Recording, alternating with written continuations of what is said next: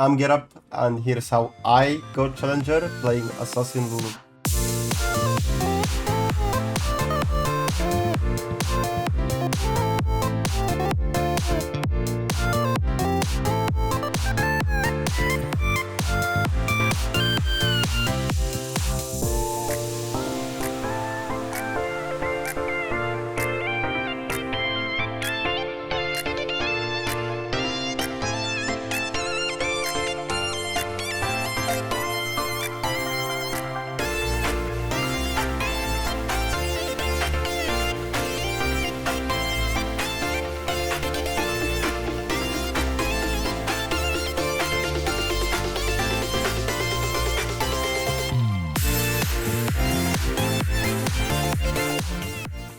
Well, you might be wondering, who's this guy? Well, I'm Get Up, and for the past 10 years, I've been one-tricking Lulu. For the past year, I've been getting very high-low, playing my way. In Split 1, I got Grandmaster on EU West, and ended highest LP Lulu player on the server.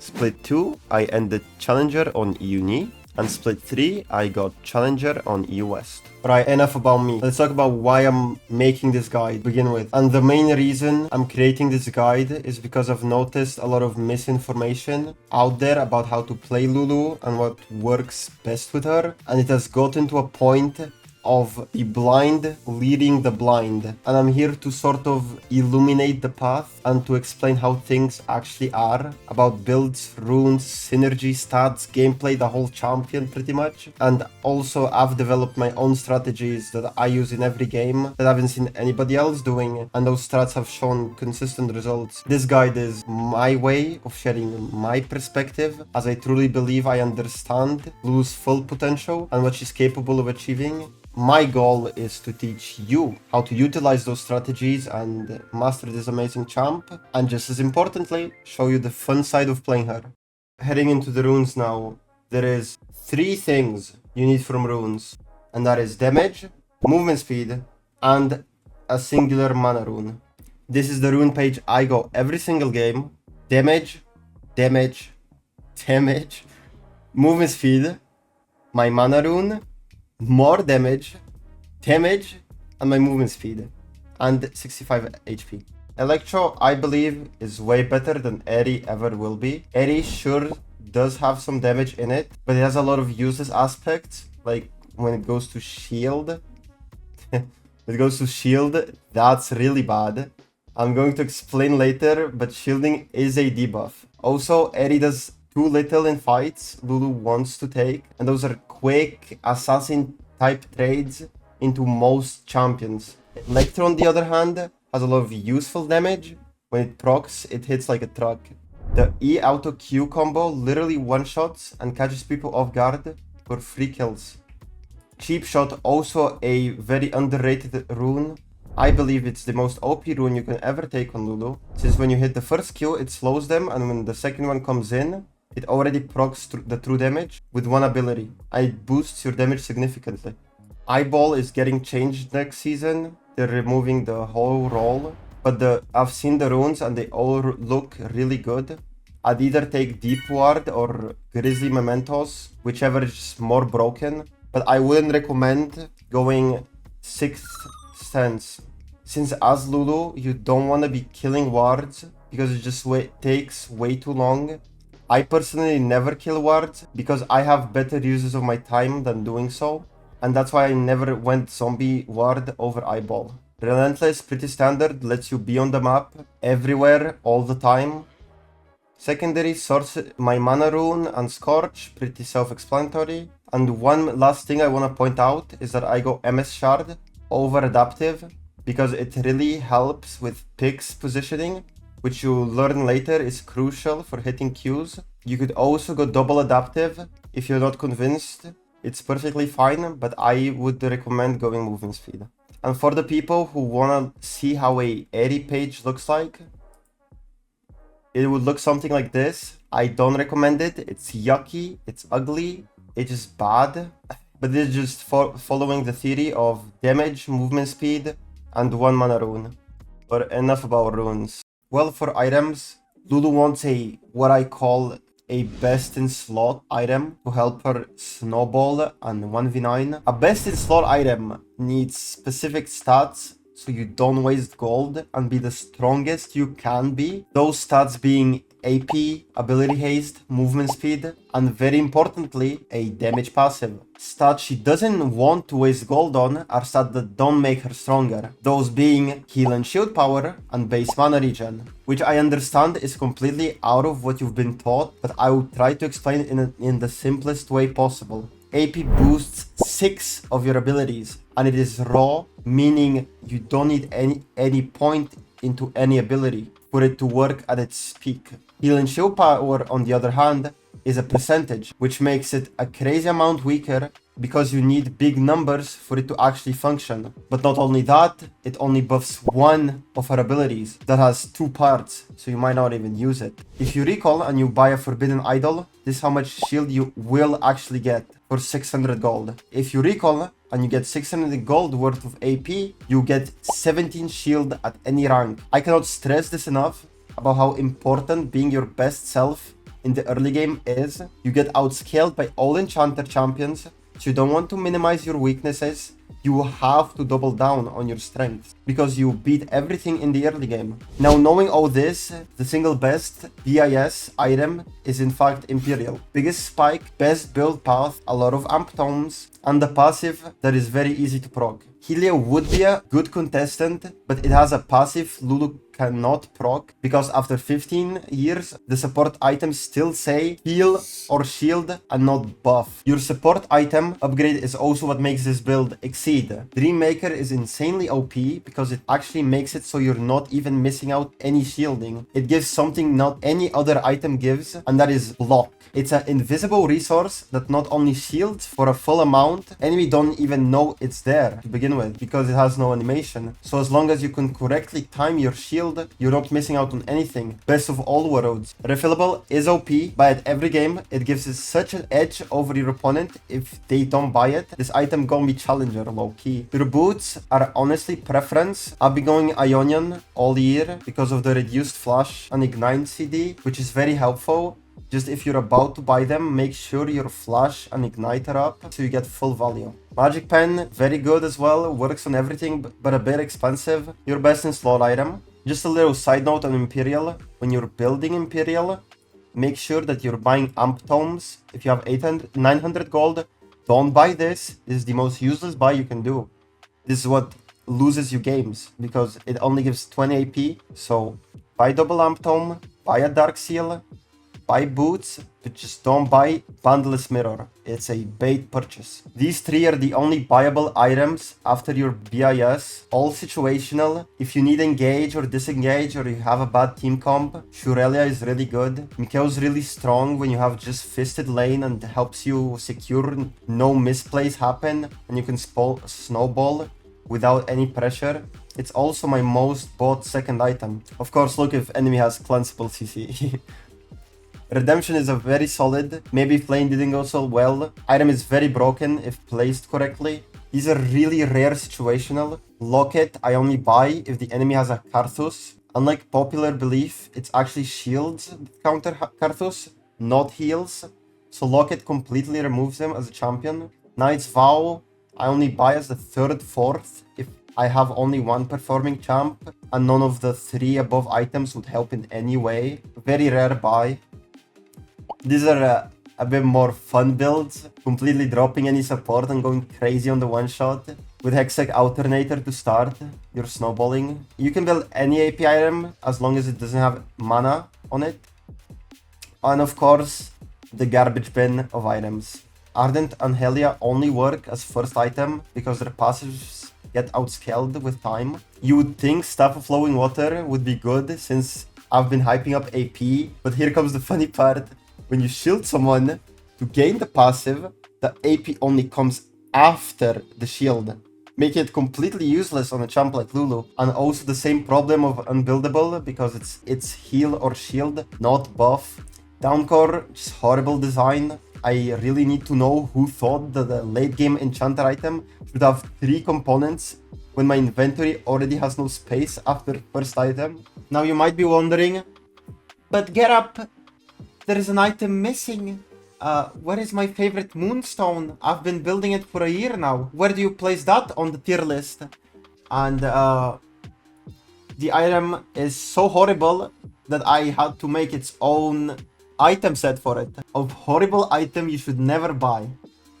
First off, it has 10 less AP than Helia. Pure gold and stats wise. 35 to 25. And then second off, Moonstone's passive is completely useless compared to any other item.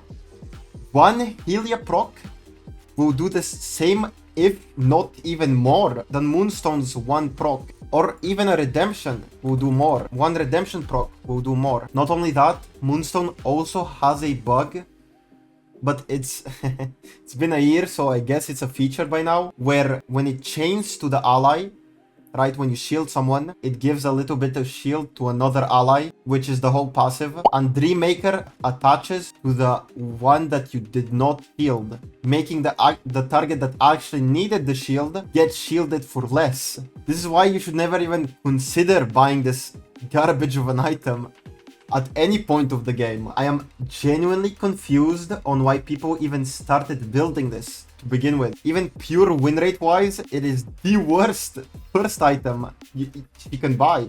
Yet there's thousands of people buying it first. And I've come to a conclusion that is just pure mass hysteria.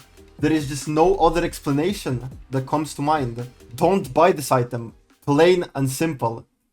For summoner spells, I always run Ignite and Flash. Ignite helps with early cheese and kills in lane. People don't expect the amount of damage you can do early, so it's very nice. Flash is a given, very broken. I don't know how it's not nerfed yet. Now for skill order, you should always start Q. No matter what, it is your strongest ability. I then put 3 points into Q, into W max. Unless I'm Giga fed, then I go for 5 points Q into W max. I don't put any points into E until the late game, because having points into it gives no value whatsoever. The pros of having Q points in the early game are longer range, more damage, shorter CD, and it's AoE. It also lets you have best of both worlds, where you can actually choose if you want to shield or damage with your E without losing any damage whatsoever. The pros of E, on the other hand, is just having a little bit bigger shield. And you have to keep in mind, we're stacking AP and playing Dreammaker, so the actual amount lost is close to nothing, while we're doing 10 times the normal damage.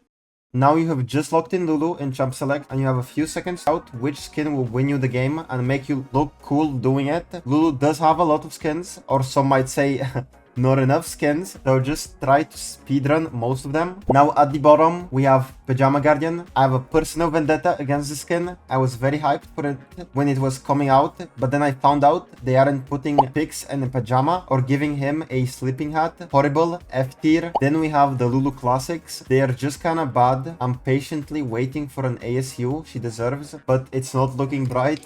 Then for B tier, they're all okay. Not great, not bad. Just mid overall. If you like the aesthetics, go for it, but they are not clean to play with. Now for the good stuff, A tier, we have the Trinity +1. Winter Wonder, Cosmic, Dragon Trainer have always been her best skins. They are the cleanest to play with out of all of them. Dragon Trainers Pix and Polly are the most animated and loved out of all her skins, and her chromas are all S++ tier. The only downside is not having a unique recall. Cosmic is just clean AF, not much else to say about it. Then my personal favorite of the Trinity, Winter Wonder, it's goated. I just really wish it had a golden chroma when they made ones for the other Kristen skins. I think it would have boosted the skin to her best ever, but I was so sad to find out she did not receive one. And for the +1, we have Monster Tamer, very underrated but insanely clean to play with. I have just called the ones before a Trinity for so long, so I just don't know how to call a Trinity with 4 members what Trinity, I don't know. Now, the good stuff, Wicked. This is my top skin. The split hat just does something to my brain in all the right places. You're a little witch piece of shit, turning people into pussycats. When you one-shot them, it is pure perfection. Now, if you play Lulu, you might notice a skin is missing, pool party, and that is because it's all the way down at the bottom of the barrel. This skin is straight garbage. You have short hair looking like Dora the Explorer. It looks like you're exploring bot lane for the first time in your life. You're completely naked, so Lulu's horrible model shows its brightest colors. Your hands are longer than your body. It is just bad. But of course, this is my opinion. We all have free will to choose what we like, even if the choice we made is wrong. But before we move on, the only time you don't actually have free will is when you play with a Nico, because you need to match skins with her so you don't end up looking like this or like that. Of course, the easiest way is just to kindly ask your Nico to go base skin in champion select. For this segment, I'll touch on more unknown mechanics and tricks with their abilities, so none of that you can E a minion and hit Q with long range. If you somehow know all of these, I'll personally deliver a cupcake to your house, but please, no lying. But anyways, starting off with her passive, Pix Fairy Companion. This passive not only makes her auto attack the coolest out of all champions, it is also powerful AF. It also is a much more in-depth passive that people might think. First off, Pix is what I call a on wind up, not a on hit nor a on attack. He'll proc when a champion performs a wind up, no matter if it's an ability or not. It also follows a new mechanic which Riot added called Enchantment Redirection, meaning he is affected by Lulu's own AP and magic penetration. It will proc certain items and effects because of this. Most notable are stuff like healing reduction, alternator, elixir. Without it, Pix could only proc Omnivamp, which can be fun with Riftmaker or Machine Gun Lulu because of the healing. Now secondly, and most importantly, Pix gives champion vision range. This is a very overseen mechanic by everybody, and it can help you spot people trying to abuse vision pockets when you E minions. This also applies when he's on top of you, so you can cover bushes without ever being in any danger from invades, so no more dying to cheeses. You can also distance yourself from Pix when you spam S key and right click on top of you. Though this is not really reliable, it can create very long queues if you get it right. And the last trick is to right click minions if you already have E on them, because this way if they're in the line of fire, they'll get hit for some extra damage. Now before I move on to her abilities, I will explain very quickly how Pix moves. This is important because it will help you land Qs from anybody. Pix does not have base movement speed. He moves after you move a certain distance away from him, and the farther he gets, the more movement speed he has. He also doesn't move if a champion is mid-dash. He will wait for it to finish before he wakes up. Now with this info, we can move on to her first ability, Glitterland. Her Q. This is your most important ability and you need to make sure it hits. The best way to do so is to aim with Pix. You have to position in a way that it's enemy Pix Lulu, because people do not respect Pix since they're too focused on where you are and nobody's looking at Pix. This makes for easy if not guaranteed hits. A little dance I like to do is to walk up to the enemy, then click back, then in around let's say 0.1 seconds I Q the other way, because this way I don't know if it's mind control, but the enemy will always click into you and get hit because of it. Holding Q until it has the biggest odds of hitting is also very important, because in most trades in lane you won't get to Q twice in the same trade. So if you have just walked up to auto attack, you can walk a bit to the side to create larger AoE. This ability also has cast time, so you can Q flash, E auto attack for a quick unexpected electro proc, but you will miss out on the Pix damage, since unlike Lulu, he sends his bolt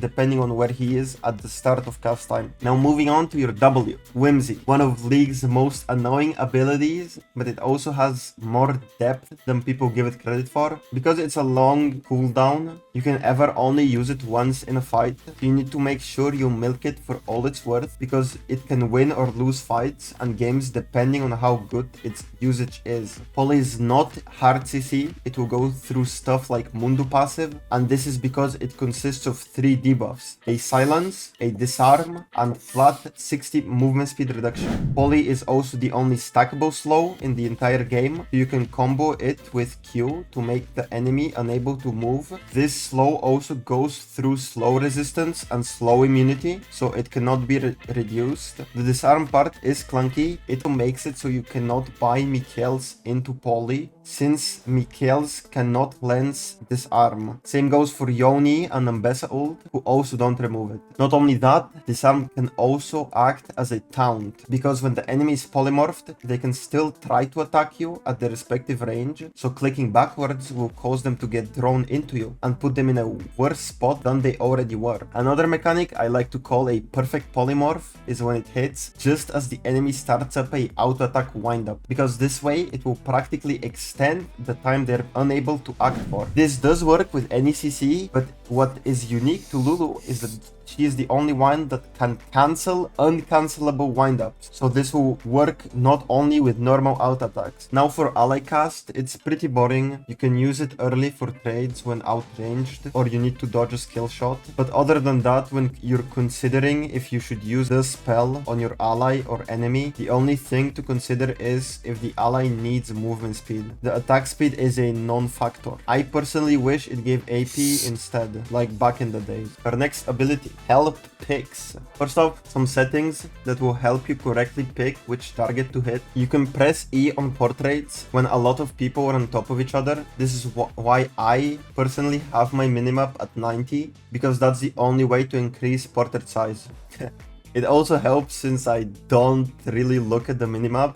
Another thing you can do is you can turn on target champions only if you don't want to hit a minion. I don't personally use it, but it's helpful if you want to. And most importantly, you need to learn how to use Alt plus E or W or Ult for self-casting. This is important in every single fight you take. Not having to hover over your champion is a game changer and lets you move and trade more smoothly. Now that we have this out of the way, for enemy cast, it gives true sight. It might be common knowledge, but 4 out of 5 Kiana players don't seem to know this. The ability also lasts for about 4 seconds, so if your Q has around 4 seconds left on cooldown, you can cast E to maximize damage by fitting in 2 Qs in. Additionally, E can be used to safely check bushes by placing picks on jungle monsters such as Scuttle Crab or Raptors when you're too scared to face check bushes. For trades, you should always follow up your E with an auto attack because it's basically free damage and it lets you proc Electro with Q if you do so. The only time I would skip the auto attack is when you need to dodge a skill shot. Now for ally cast, casting E on a minion plus Q is very mana hungry in laning phase, so mostly do it if you have mana flow band ready. It is also the worst ability in the game. When you cast it, you become worthless for 6.25 seconds and you have nothing to offer. So if you were to shield, you need to do it at the very end of the trade. I'll go more in depth about this in the gameplay segment on why it's so bad to shield. But now for her ultimate, Wild Growth, it is a double-edged sword if used incorrectly. The most important thing is to never ult without a knockup. This is where all the power is. Cancel a dash, follow an engage, make a fast play, wait for more than one person get knocked up. It really is up to you, but never ult without knocking up. And if you are forced to do so, make sure it's when your ally is at 1 HP before you ult. So it's a trump card in a way. This will result in some mishaps. Myself or allies have died far too many times while my ult is up, but you should do this because the buff it gives has more downsides than upsides. First off, it is max HP, meaning it's not affected by healing reduction, but also means that heal and shield power does not affect it. But not only that, since you give your ally more HP, this means when they get hit with percent HP damage, which, let's be honest, every champion has these days, it will do more damage to your ally, making your ult actually give like half effective healing. Now for the making your ally big part, it does increase your ally's range by a tiny bit. Also, some spells have increased range based on size. But on the other hand, every skill shots sent your way will be 10 times easier to hit. So forget about dodging anything, or your ally for that matter. So combo with the one I said before, your ult has a total of 0 effective healing if you pre-ultimate. That's why knocking up is the most important above all. Alright, Finally getting into the good stuff, the early game. The first 14 minutes of the game are the most important for Lulu, and you need to make sure you are productive. In the early game, you are a snowballing burst mage assassin. This means you're strong at pretty much everything you do. The number one rule of laning as Lulu is to make sure to not get pushed into your tower. This is how you lose games. And the way to prevent that is pretty easy because of how powerful Lulu's level 1 is. You win pretty much any matchup you face. Of course, some get played differently than others, but I will explain how most lane phases should go for you to successfully snowball and get fed. Level 1, you wanna get to the wave first and establish bush control. Look for auto attacks, poke with Q. A good tip is to not auto attack the enemy if you are inside a bush, because then you will reveal yourself and they will be able to hit you back. If you're going to auto attack them, make sure you stand outside the bush and then go back in, and then again outside, back in. Then they will be forced to waste a ward on you. This strategy also makes you lose minion aggro, so the wave will not push into them that fast and you will not take any HP from minions. If the enemy is also playing bush, don't be afraid to ward it and push them back. If they try to fight you, you are strong and you will kill them. Sometimes they have sweeper. Make sure they don't kill your ward when you place it. Lulu is unique in a way that she's always active without downtime because of her passive picks. The only time you have downtime is when you shield your ADC for a self-inflicted debuff. Which gets me into my next topic. When should you shield? And the most simple answer is pretty much never. You want to quickly get your whole load onto the enemy ADC or carry for a quick one-shot. A common theory is you're supposed to shield your ADC because they have more attack speed than you, which is completely false because it will never out-damage enemy E. Because you have to keep in mind, you will also auto-attack the enemy yourself, but on top of that you do magic damage. If a fight happens where these two are hitting your ADC, the fight is already bad to begin with because Lulu is not where she wants to be, and that is in the fight fighting them. With Lulu, you also want explosive lanes, meaning trading HP for HP. Trades like these are not worth your while because Lulu has the highest base health regen out of any ranged bot lane champion. And that pretty much sums up bot lane trading. Alright, back to laning. Now we have just shoved in the wave and it crashed under their tower. When this happens, imagine you place a theoretical flag down under their turret, and it is up to you to decide when to remove it. For example, a jungle fight, a roam, a deep ward. But you have to make sure once you do, it will be worth your while, because if you decide to remove it for something irrelevant, you then will have to regain control over lane, which can be lane losing. Because Lulu as a champion wants to be in their face, under their tower, poking and farming plates. She is what I call a 15 plate enchanter. Her perfect game is getting all 15 plates before 14 minutes, which of course won't happen every game, but that is what we are aiming for. It is a very selfish playstyle and you always want to take the guaranteed play. Of course, playing this aggro will cause the enemy jungler to gank you, but don't let that stop you. I personally don't really care if I get ganked. I even enjoy it if the enemy skips camps who do so, because it lets my jungler get ahead, and even if you die, it is irrelevant because it gives you insane map tempo to do something else or get back to lane with full HP while the enemy still needs to recall. I'm also a bow sub. Just make sure that when you die, you don't path into the jungle, because doing so will remove your own death movement speed. While you're dead, check mid, check top, check bot, and decide where you are most needed. You also need to think about what you would do if the enemy support roams before he actually does. The best question to ask yourself is, can you dive the enemy ADC? Which Lulu is very good at. If yes, then stay in lane and do that. Worst case, the enemy ADC will respect it, and then you can proxy lane and deny golden XP while farming plates. If the answer is no, for example, if your ADC needs a reset or enemy has insane wave clear like Ziggs or Seraphine, then you want to match the roam. Planning ahead is very OP. Okay, now in our imaginary world, you have successfully taken the enemy tower before 14 on bot lane. You now need to kindly ask your top laner to swap with you, so you can take the top tower as well, because there you can only get ganked from one side, which is way safer than mid lane, and it's way easier to cover with wards. If you fail to take the tower before 14, or you just took it around 14, then you have to go mid lane, because we have now entered the mid game, and hopefully you are fed AF. Alright, now for the mid game. If you are fed, you need to make sure you don't int your lead and get even further ahead. If for some reason you're not fed, on the other hand, you need to int even more, trying to bait the enemy into a bad fight. Being a support, there is a lot of stuff to think about and a lot of different scenarios will happen each game. But what I find easy is to follow a sort of to-do list, so you don't get lost in the fiesta that is solo queue. The to-do list is not the exact order of what you have to do, but it is a order of priority. When you're fed, the first thing on your to-do list should always be getting a mid push before you make any sort of play, if you don't know where anybody is. Sometimes you can't skip this step.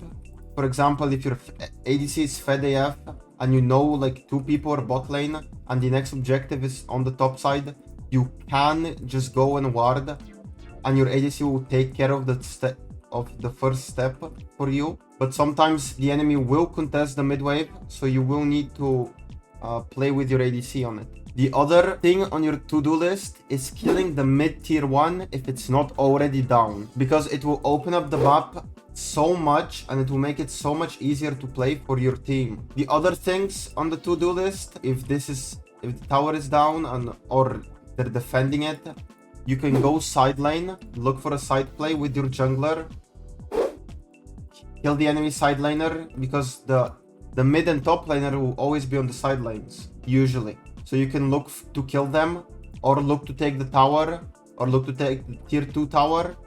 It is really up to what is available. Even taking camps is good, and it will further the lead you have. If on the other hand you're not fed and you're not able to contest the mid wave, and the enemy will get a push on you, I don't like staying mid to just watch my ADC farm.